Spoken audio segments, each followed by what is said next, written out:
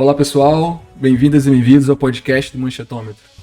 Eu sou o André Madruga, jornalista e um dos pesquisadores do Manchetômetro, serei o mediador dessa semana. Antes da gente começar, convido todas e todas a participarem da nossa campanha de financiamento coletivo no site da Benfeitoria. Para contribuir, basta acessar o link benfeitoria.com/manchetômetro. Toda ajuda conta muito. Neste episódio, falaremos sobre a cobertura jornalística da possível revogação do novo ensino médio. Para isso, convidamos Cristiano Bodar, que é doutor em Sociologia pela USP, professor adjunto da Universidade Federal de Alagoas e um dos criadores do blog Café com Sociologia. Bem-vindo, Cristiano. Obrigado, André, pelo convite, pelo espaço, para falarmos de uma questão tão importante, que é a reforma do ensino médio, que é o que justifica, a sua presença do tema na mídia, nas escolas, nas salas de professores. Então, é um tema bastante polêmico que a gente precisa tratar para que as pessoas tenham um esclarecimento um pouco melhor do que está acontecendo, o que pode vir a acontecer, um processo de implementação, enfim. É um prazer estar aqui com você e com a Daniele. Prazer é nosso.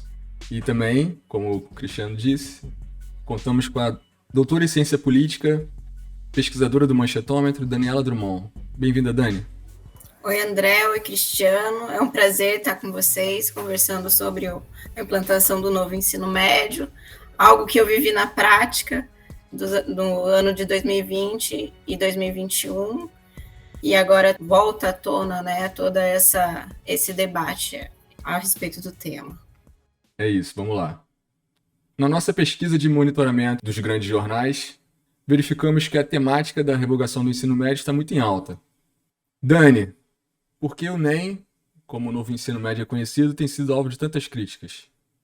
André, eu acho que antes de falar por que ele está sendo tão criticado, é importante a gente contextualizar um pouquinho o que é esse novo ensino médio, Ele foi aprovado em 2017 no governo Temer, a partir de uma medida provisória, e foi uma alteração na Lei de Diretrizes e Bases da Educação Nacional, LDB, por meio de uma lei, a Lei 13.415, de fevereiro de 2017. E ela mudou a grade curricular do ensino médio com o suposto objetivo de voltar ao ensino médio para a educação profissional.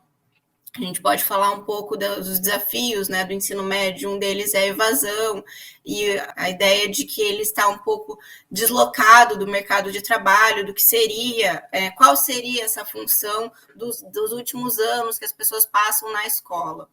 E aí, na prática, o que aconteceu? Foi reduzido a carga horária voltada para a formação geral dos estudantes, foi excluído algumas disciplinas de humanidades, então entra aí diretamente no nosso diálogo aqui como professores de ciências humanas, então sociologia, filosofia foram excluídos desse currículo.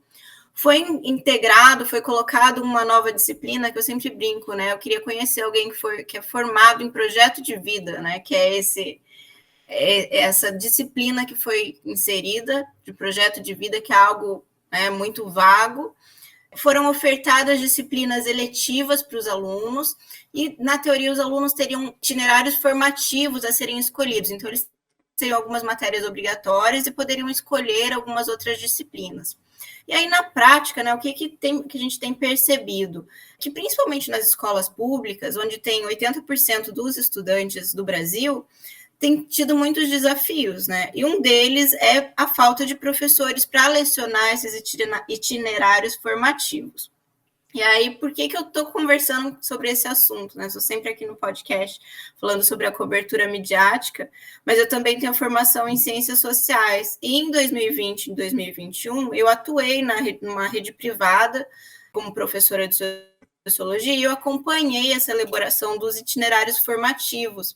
E o que eu percebia, né, que haveria um distanciamento ainda maior dos alunos de escola privada para a rede pública, e esses desafios do que seriam esses itinerários, como que eles seriam elaborados, sem falar na crítica, né, muito grande da falta das disciplinas de humanas, de ciências humanas. A ideia era que iriam aumentar as disciplinas de matemática, português e matemática, e excluir essas de ciências humanas e colocar itinerários mais voltados para o mercado de trabalho. Então, isso estaria incluído dentro desse projeto de vida.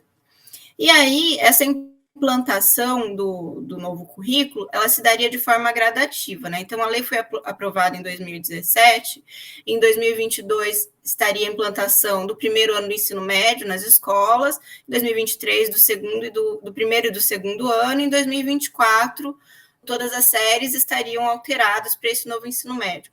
Mas está completamente desorganizado, tendo vários problemas, né, dificuldades dos próprios alunos, dos próprios professores, das escolas, e aí com o novo governo, trouxe para debate essa questão, né, e era uma pauta também de muitos professores, principalmente professores das ciências humanas, dessa crítica da retirada das disciplinas.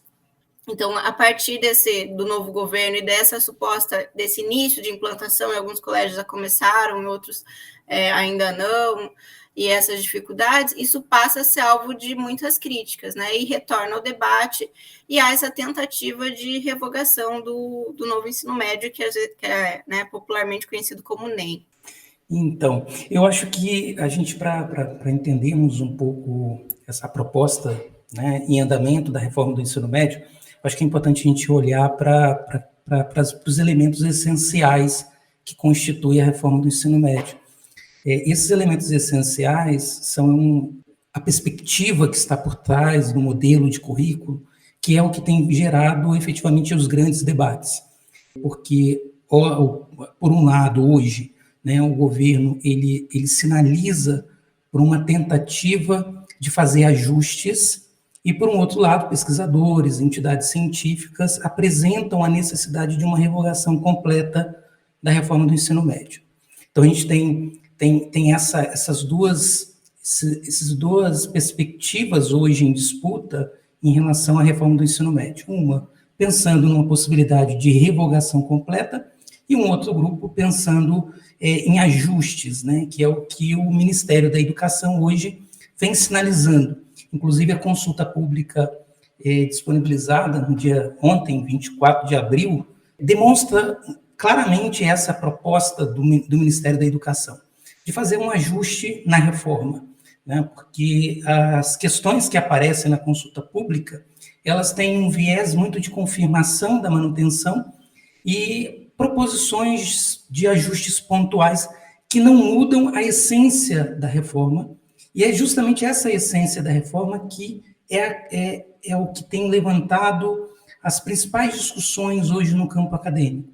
E quando eu falo a essência da reforma, eu estou me referindo ao fato de que a reforma do ensino médio, como está posta, é claro que é um projeto que vem sendo gestado já há bastante tempo, antes ainda do Temer, né, um currículo sempre foi um espaço de disputa, mas o que se confirmou a partir do governo Temer foi um modelo de currículo neoliberal. Esse modelo neoliberal, ele tem claramente o objetivo de reduzir os recursos para os investimentos para a educação pública. Então, essa é uma grande questão. Então, questões como itinerário formativo, o notório saber, são elementos que hoje não se discutem nesses possíveis ajustes da reforma, porque justamente é o cerne, é onde que está o elemento que mais interessa àqueles que defendem a manutenção da reforma, que é redução dos investimentos. E quando a gente fala de redução dos investimentos, a gente está falando de uma oposição a propostas existentes anteriores, como, por exemplo, o custo aluno, né, que era uma proposta que vinha ganhando força desde 2015. Além dessa questão, né, que tem a ver com a redução dos investimentos, com a redução de concursos públicos, né, já que os itinerários formativos deixam de ser disciplinas fixas, então isso não permite que haja concursos públicos dentro dos moldes que nós conhecemos. Além disso, tem uma outra questão que é muito importante a gente pensar, é o projeto de formação do indivíduo que está por trás dessa reforma. Essa é a grande crítica. Então, a reforma do ensino médio, ela visa formar indivíduos neoliberais precários.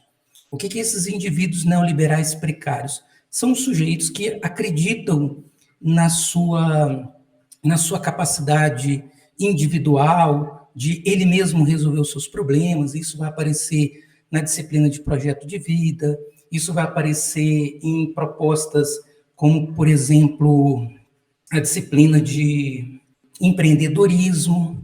Então, o sujeito neoliberal é esse sujeito empreendedor, é aquele que empreende o seu próprio projeto de vida. Isso é muito problemático, porque isso é uma forma de tirar a responsabilidade do Estado, né, em fornecer condições mínimas estruturais para que os indivíduos tenham qualidade de vida, né, tenham acesso ao mercado de trabalho. Então, é essa a essência. E esse indivíduo empreendedor é jogado sobre ele a responsabilidade do seu próprio futuro. Isso se vê na figura do itinerário formativo, quando o sujeito tem que escolher, optar qual trilha formativa ele vai escolher. Uma vez ele escolhendo e ele não ter sucesso, ele é culpabilizado pelo seu fracasso, porque ele escolheu mal, né? Foi uma escolha dele. Então, o modelo de ensino médio que nós temos hoje é esse modelo que quer formar a todo custo esse sujeito empreendedor. E esse sujeito empreendedor, ele é perigoso, inclusive, para a própria escola, porque é um modelo que vai contra a própria escola. Porque a ideia de empreendedorismo, que está muito presente nessa ideia neoliberal, é esse sujeito criativo, esse sujeito que empreende, cria, inventa, inventivo, e o aspecto do conhecimento, da formação, dos estudos, fica no segundo plano. A partir do momento que eu crio, eu formo sujeitos que acreditam nisso, eu estou produzindo, eu estou formando sujeitos que não acreditam, em última instância, na própria escola. Esse é um grande problema, né? A negação do conhecimento, a negação, que a gente já está vendo, ele já está bem presente na sociedade brasileira, a negação da universidade, a negação de um diploma, a negação de uma carreira de estudos. Em troca, se coloca essa ideia de empreendedor, né? Um sujeito empreendedor de si mesmo. E uma vez se ele é empreendedor de si mesmo, ele é responsável pelo seu próprio futuro, e aí, com isso, nós reduzimos a responsabilidade do Estado. Reduzindo a responsabilidade do Estado, nós temos aí uma redução dos investimentos públicos na educação, e a gente está falando da área com maior volume de recursos, e aí entra um segundo interesse daqueles que fazem lobbies para a manutenção da reforma, que é o interesse de colocar as mãos, gerir esse recurso público, né? Gerir esse recurso público a partir da ideia do empresariamento da educação. Por exemplo, hoje é muito comum, né, grupos educacionais privados ofertarem a secretarias de educação, né, estaduais, municipais, soluções empresariais para a escola. Então, o modelo de empresariamento aparece com muita força, que tem a ver também com essa mesma lógica neoliberal que está presente. E quando a gente fala de empresariamento da educação, nós estamos falando da transferência dos recursos públicos para a iniciativa privada, nós estamos falando da privatização da própria gestão da educação, porque se vende uma ideia de uma lógica da eficiência, né, uma lógica que é derivada da lógica do mercado, e que, a fim e a cabo, tem como objetivo fazer a gestão dos recursos educacionais, né, que são bastante volumosos hoje no Brasil. Então, é essa a ideia. E, consequentemente, além de fazer a gestão desses recursos, reduzi-los, né, uma vez que é interesse de determinados setores da economia que o governo invista menos em educação para dar conta de outras demandas do mercado, né? Lembrando que, em síntese, a ideia do Estado neoliberal é um Estado mínimo para as questões sociais, mas sempre máximo para o mercado, né? É o Estado que sempre socorre as crises econômicas né, as crises de bancos, de empresas privadas. Esse é o Estado neoliberal que se prega, né, mínimo para uns e máximo para outros. Então, essa é a essência que tem levado essa discussão da reforma do ensino médio. Então, é muito menos algumas questões pontuais de gestão local da disciplina e muito mais a concepção da reforma do ensino médio, né? Então, por isso que pensar transformações pontuais nessa reforma para os grupos que são críticos à reforma do ensino médio é algo impensado, né? Algo inadmissível nesse momento. Dani, por tudo que o Cristiano falou, eu imagino qual deve ser a posição da imprensa da grande imprensa em relação a esse projeto. O que você pode dizer? Se a gente fizer um paralelo, né, quando foi para aprovar esse novo ensino médio, houve sim um apoio muito grande da mídia, dizendo nós não, né? Não a grande mídia em si, mas a ideia é de uma modernização.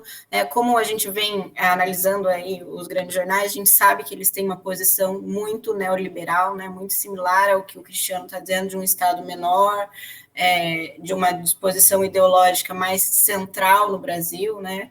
Então, tem a ver com esse apoio realmente que os veículos de comunicação deram a essa suposta modernização, né, do ensino médio, e essa ideia mesmo de empreendedorismo, que também está relacionado também com uma ideia de meritocracia, né, de que o indivíduo pode fazer a sua própria escolha, como se as pessoas tivessem as mesmas oportunidades. E aí, a partir do momento que esse novo ensino médio começa a ser aplicado, é como se houvesse uma surpresa, né, por parte da imprensa. Nossa, não deu tão certo como nós imaginávamos, e por quê?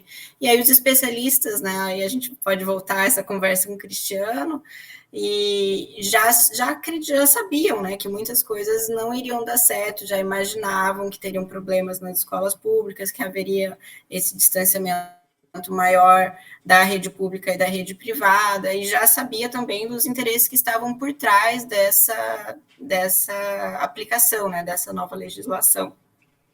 E aí agora, nesses 100 primeiros dias, né, que nós temos analisados aqui no Manchetômetro, aparece muito esse debate do que o novo governo vai fazer. Há uma pressão de uma parte dos educadores, né, por essa revogação total, e a imprensa começa a escutar, então, alguns especialistas na área, algumas pessoas não só do mercado, por muitas vezes se escutavam pessoas que não são educadores, né, que não têm formação em licenciatura, em pedagogia, como os professores que lidam com isso, né, como os pesquisadores, que é o caso do Cristiano. Então, há esse espaço recente de se escutar os pesquisadores, os profissionais, para repensar, né, essas reformas, essa suspensão do ensino médio. Me parece que tem um movimento na mídia de readequação na abordagem do ensino médio. Né? Num primeiro momento, uma defesa completa que possibilitou que a reforma fosse à frente, né, no primeiro momento. Então era uma defesa incondicional da reforma do ensino médio, diga-se de passagem, enfatizando basicamente três coisas, né, que são verdadeiras, mas que a reforma não enfrentam. Uma delas, que a reforma traz, que é um ponto positivo, que é a ampliação da carga horária. Assim, nenhum pesquisador, nenhum educador é contra a ampliação da carga horária, mas isso não é a essência da reforma. Não é a essência da reforma, porque se fosse a essência da reforma, juntamente à ampliação da carga horária, nós teríamos uma ampliação de recurso, porque mais tempo na escola demanda mais espaços físicos, mais projetos, mais professores. Isso nós não vimos. Então, isso não é a essência da reforma. Um outro argumento que apareceu naquele momento, em 2017, em 2018, era a ideia que o ensino médio era pouco desinteressante, o que é uma verdade, né? A educação, ela em grande medida, desinteressante para a maior parte dos jovens, mas a proposta que aparece na reforma do ensino médio, e era desinteressante porque era um currículo muito grande, com muitas disciplinas, e nós temos uma reforma que amplia substancialmente o número de disciplina. Então, assim, era um argumento bem falacioso.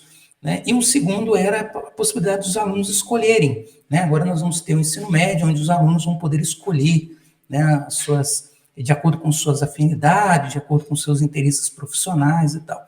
E a gente viu que, e sabíamos disso, sem investimento isso seria impossível, e nós temos hoje no Brasil as escolas oferecendo apenas 2 itinerários, né? Isso tem um impacto muito grande em diversos aspectos que eu posso tratar, como, por exemplo, só dizer de passagem, como os avanços que nós tivemos na inserção via cotas, via inserção social de alunos oriundos das periferias brasileiras, né? Com os projetos, com esse modelo que nós temos no ensino médio, nós não vamos ter mais médicos oriundos das periferias, porque as escolas das periferias não têm condições de ofertar itinerários de ciências biológicas, que demanda laboratório, que demanda infraestrutura. Então, assim, os avanços que nós tivemos para introduzir sujeitos da periferia, filhos da classe trabalhadora, em cursos que antes eram cursos de elite, todo esse esforço, ele acaba sendo jogado fora a partir da reforma do ensino médio, né? Enfim, então, nesse primeiro momento, a mídia, então, fazia uma defesa incondicional. Agora, a mídia, ela faz uma defesa digamos assim, de meio termo, né? Não somos contra a revogação, mas precisamos rever algumas coisas que não deram certo. Esse é o discurso. Por quê? Porque a insatisfação ela é tão grande entre professores, estudantes, gestores educacionais, entidade científica, que não dá mais para fazer uma defesa incondicional como havia antes. Por quê? Porque a empiria, a prática, né, a implementação demonstrou o fracasso que é essa reforma do ensino médio. Então, não é possível. Então, a estratégia agora, me parece, é justamente fazer um remendo, mas não mudar a essência, aquela essência que eu falei na minha primeira fala, né? A essência neoliberal, a essência da formação de um sujeito neoliberal precário. Precário por quê? Porque é um sujeito que que acredita no seu potencial, mas a escola não permite que esse potencial seja desenvolvido, não proporciona condições. Então, por isso que precário, né? Porque a gente percebe que a reforma do ensino médio, ela oferece uma educação que não forma para o mercado de trabalho, porque os cursos profissionalizantes ofertados são precaríssimos, na grande maior parte das escolas brasileiras, sobretudo públicas. Ela impossibilita o acesso ao ensino superior, e ela não forma para a cidadania, porque ela simplesmente reduziu em mais de 30% da carga horária das ciências humanas. Então, é uma reforma que não serve, é uma educação que não serve para nada. Nenhum dos 3 elementos constituintes que estão presentes na LDB, ela consegue dar conta. Nem formar para a cidadania, nem formar para o mercado de trabalho, nem para ascender o ensino superior. Então, não dá para fazer essa defesa mais incondicional. E aí, há um passo atrás, mas visando garantir que a essência seja mantida. Isso é muito perigoso. E quando a gente vê que a mídia está dando voz a especialista, a gente precisa colocar aspas nesses especialistas, porque muitos dos especialistas ouvidos são sujeitos vinculados às fundações empresariais, né, as fundações educacionais, que nada mais é do que são empresas interessadas em manter uma educação mercadológica. Então, a gente precisa tomar muito esse cuidado, né? As últimas matérias que eu acompanhei, que saíram em jornais importantes brasileiros, todos eles usam a narrativa. Porque os especialistas, e quando você vai ver, tem lá todos pela educação. Esses são os especialistas que estão sendo ouvidos. E esses especialistas, obviamente, eles fazem um lobby pela manutenção da reforma do ensino médio. Então, a gente só precisa ter esse cuidado de não achar que a mídia está dando voz, efetivamente, aos pesquisadores, né? Que a mídia realmente está tentando provocar um debate aberto, um debate realmente franco, para que as pessoas tenham noção do que está acontecendo. E quando eu falo noção do que está acontecendo, porque nós estamos diante de uma situação que vai ter um impacto, já tem um impacto sobre uma geração inteira, né? Uma geração que está sendo prejudicada e que vai levar esse prejuízo durante muitos anos das suas vidas ainda. E por isso a urgência, a reforma do ensino médio, ela precisa ser abolida, né, digamos assim, revogada de forma urgente. essa revogação urgente da reforma do ensino médio, ela é combatida, geralmente, com quem faz a defesa pela sua manutenção, da ideia de que quem faz a defesa pela revogação são pessoas inconsequentes. Tá? Tirar a reforma e colocar o que no lugar? Isso é também uma inverdade. Existe, pelo menos já, em 2012, por exemplo, foi aprovado uma reforma, uma diretriz curricular, que a Dilma não teve tempo, não teve condições de colocar em prática. Mas nós temos uma proposta muito mais democrática, embora é uma proposta que também carece de ajustes e tudo, mas é uma proposta muito melhor do que nós temos hoje, atualmente, a partir da lei de 2017. Então, assim, é possível fazer uma mudança substantiva colocando algo no lugar, porque esse algo no lugar já existe. Esse algo já foi aprovado amplamente, com a participação social ampla. Enfim, o que eu estou querendo dizer aqui, o argumento de que é inconsequência defender a revogação do ensino médio é um argumento falacioso, porque nós temos o que colocar no lugar. O que nós precisamos hoje é abrir para discussão, retomar o que tinha sido construído até então, né? Isso é importante dizer isso, porque havia uma discussão antes de 2017 que foi completamente ignorada. Então, é importante retomar essa discussão e pensar um projeto de educação para os nossos jovens e as nossas jovens. Então, eu acho que é importante. E a mídia não tem dado atenção necessária àquilo que os pesquisadores, efetivamente, comprometidos com uma educação pública de qualidade, tenham tentado, de alguma maneira, anunciar para a sociedade. Então, assim, a gente precisa só tomar esse cuidado, porque eu não vejo um apoio da mídia, não apoio pela revogação, não apoio pela manutenção, não estou dizendo que essa deve ser a posição, mas não há uma abertura democrática para se ouvir as diversas vozes. Então, o que nós temos ainda é uma continuidade das mesmas vozes que estiveram presentes em 2017 e 2018. Então, os mesmos sujeitos, o Todos pela Educação, as mesmas fundações vêm sendo ouvidas hoje, assim como foi ouvidas em 2017 e 2018. E o curioso é que essas mesmas fundações, elas criticam alguns elementos da reforma, mas não deixam claro para a sociedade que esses elementos que hoje elas criticam foram justamente propostas promovidas por elas, né? Ou gestadas ou promovidas por elas. Então, isso precisa estar bem às claras também nesse momento, para que o debate seja mais amplo e democrático. Cristiano, por falar nesse debate amplo e democrático, a gente viu que o MEC pretende utilizar conversas de WhatsApp para ouvir estudantes sobre a reforma. O plano inicial do governo é falar com 100 mil jovens.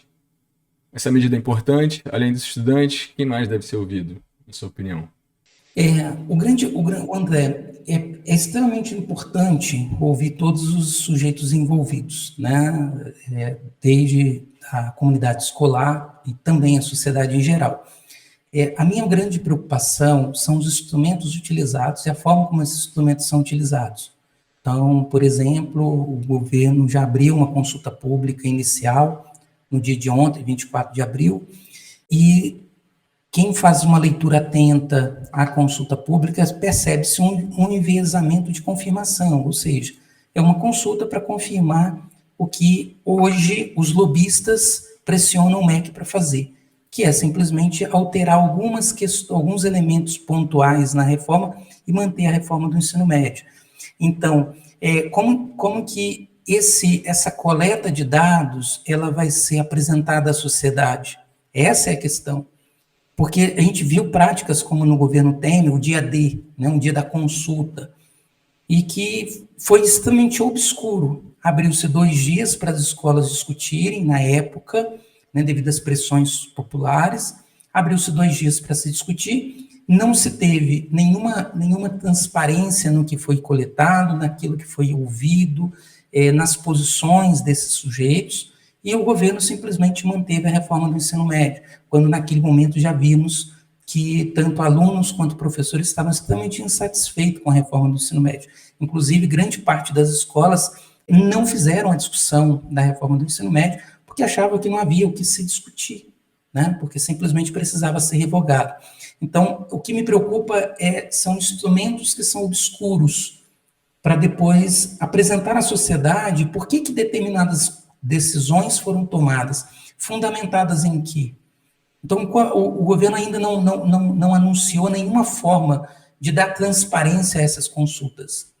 Agora, o governo ignora também algumas ferramentas de consultas populares que nós construímos. Então, a própria Dilma, por exemplo, ela aprovou um modelo de consulta popular que pode ser retomado, né? Quando a gente vai ver quem são os sujeitos que vão estar pela resolução, né, que foi baixado pelo MEC, da consulta popular, nós vamos ver quem são os atores que estão ali, que vão participar, que vão fazer a gestão dessa consulta popular. São exatamente os mesmos sujeitos lobistas que estiveram envolvidos na construção dessa reforma do ensino médio.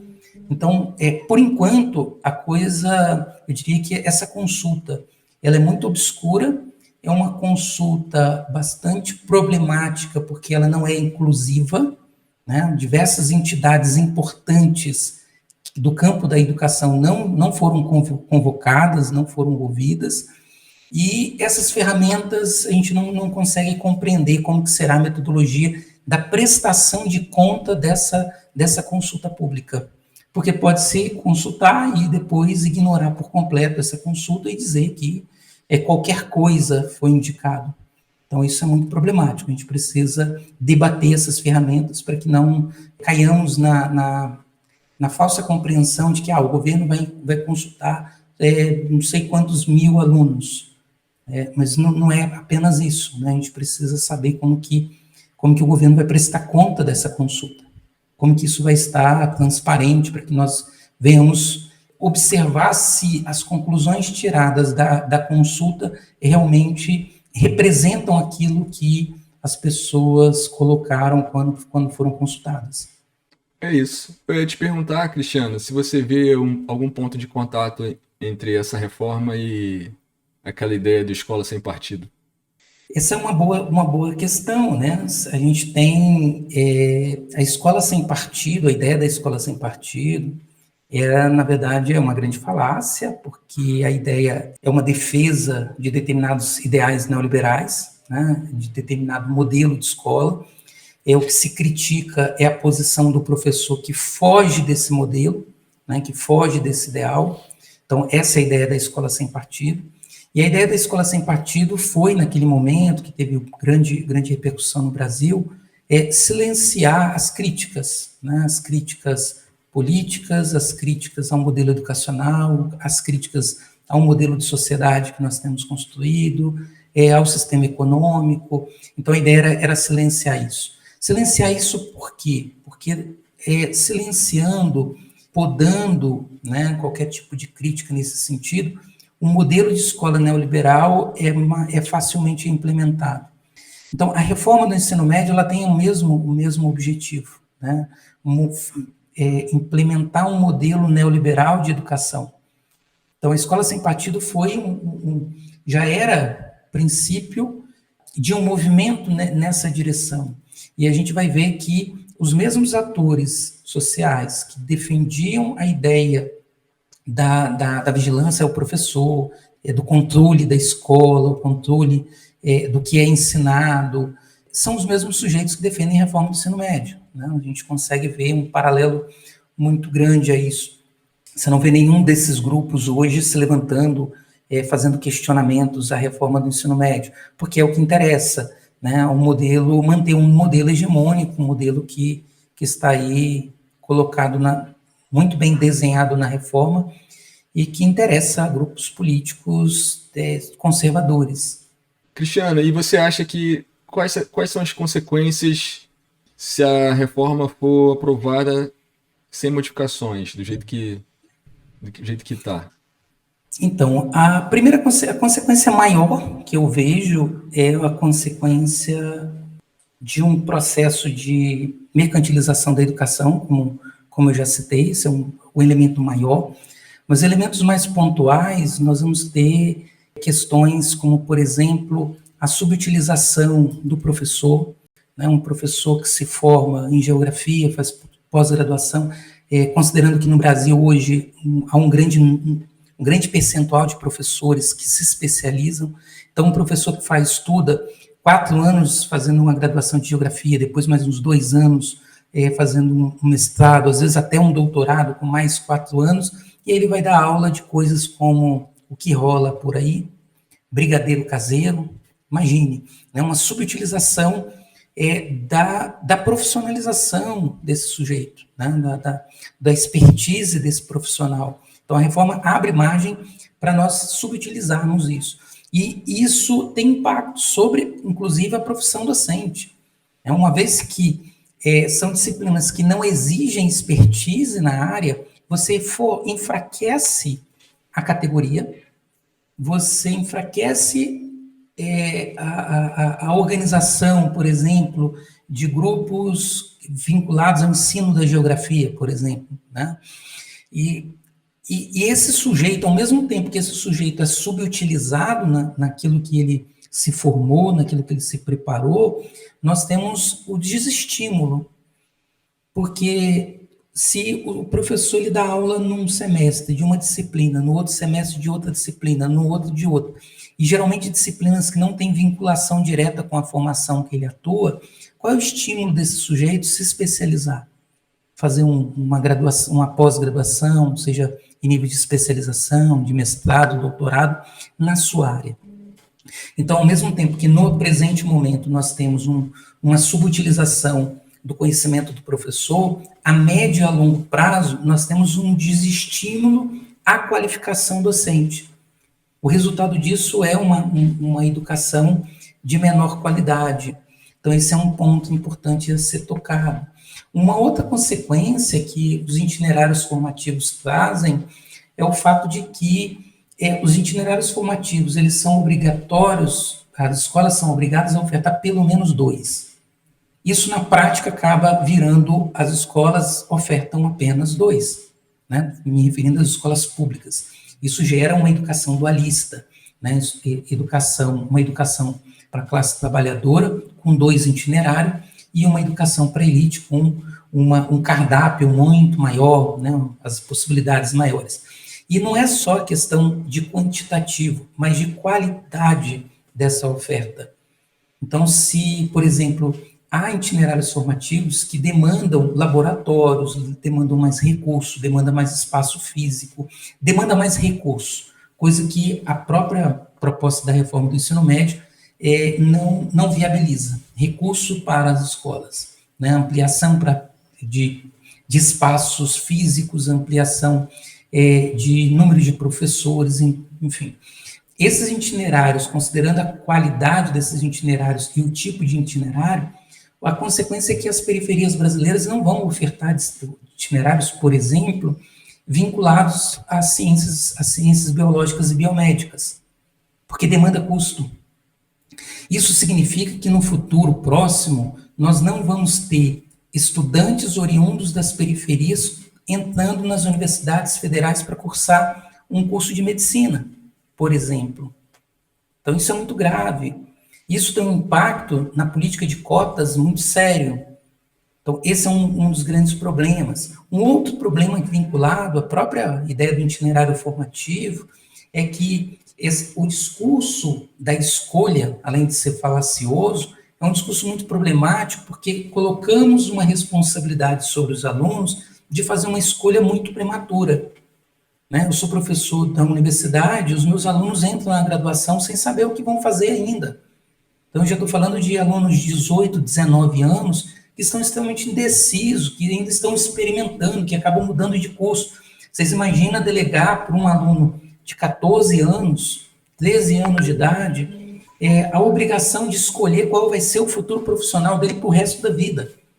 E se esse aluno escolhe, no meio do caminho ele descobre que não é aquilo que ele gostaria, que ele queria, já que ele não experimentou antes, né? Como é que faz? Repete o ensino médio? Esse aluno vai estar fadado ao insucesso profissional. Então, são questões que precisam ser levadas em conta, né? Esses impactos. E Há outros impactos, por exemplo, como o projeto disciplinas, que eu prefiro chamar de componente curricular, como projeto de vida, e aí chamo de componente curricular, porque a ideia de disciplina é uma transposição de um campo científico para um saber ensinável, um saber escolar, e projeto de vida não tem origem no campo científico, mas é uma ideia muito mais mercadológica, que vem muito mais do mercado. Esse projeto tem um impacto muito grande também na responsabilização dos sujeitos. Então, se o sujeito ele não consegue ascender economicamente, a culpa é dele, porque ele não fez o projeto, ele não fez um bom projeto, ele não planejou devidamente. E isso esconde um elemento fundamental, que são as estruturas sociais a quais esses sujeitos estão inseridos. Né? Não basta apenas força de vontade, não basta apenas traçar projetos, se as condições materiais, as condições objetivas não permitem que esse sujeito ele tenha o mínimo de dignidade para viver. E isso faz com que o próprio Estado retirado do Estado a responsabilidade dessa prática, de oferecer o mínimo de estrutura a esses sujeitos. Então, a reforma tem diversos problemas que implicam pontualmente ou uma perspectiva mais geral sobre os estudantes, né? E aí a gente está falando de toda uma geração, por isso a exigência, por isso a necessidade de uma revogação urgente, né? Porque 3 anos, quando a gente fala de 3 anos, a gente está falando de uma geração que já passou pela escola, que não vai passar mais, né? Lembrando que o ensino médio são 3 anos, e a reforma do ensino médio começou a ser implementada ali na maioria das escolas a partir de 2020 e 2021. Então, a gente já vai para o 3º ano, logo. Então, é muito problemático isso. E é uma geração que não vai ter a oportunidade de ter um acesso a uma educação um pouco melhor do que está sendo oferecida hoje. Muito obrigado, Cristiano. Prazer ter você aqui. O prazer é meu. Agradeço o André, agradeço a Daniela pelo diálogo. É sempre um prazer estar falando dessas questões, chamando atenção para algumas questões que nós precisamos urgentemente parar para pensar, parar para de alguma forma tentar contribuir para que nós tenhamos uma geração com menos prejuízo, né? Um prejuízo já está posto e a gente precisa agora pensar como mitigar esses impactos nos jovens, na vida dos jovens que estão ainda no ensino médio, aqueles que vão ingressar aí a partir de 2024. Valeu, obrigado, Dani, também. Obrigada, André, obrigada, Cristiano. Com certeza foi um debate muito produtivo. Vamos aguardar as cenas dos próximos capítulos aí sobre a revogação do ensino médio. Até mais. É isso. Para mais informação, acesse o nosso site manchetômetro.com.br e siga as nossas redes sociais. Se você reconhece que a democratização da mídia é fundamental para a democracia brasileira, apoie a nossa campanha de financiamento coletivo. Junte-se a nós e colabore no link benfeitoria.com/manchetômetro. Obrigado e até o próximo episódio.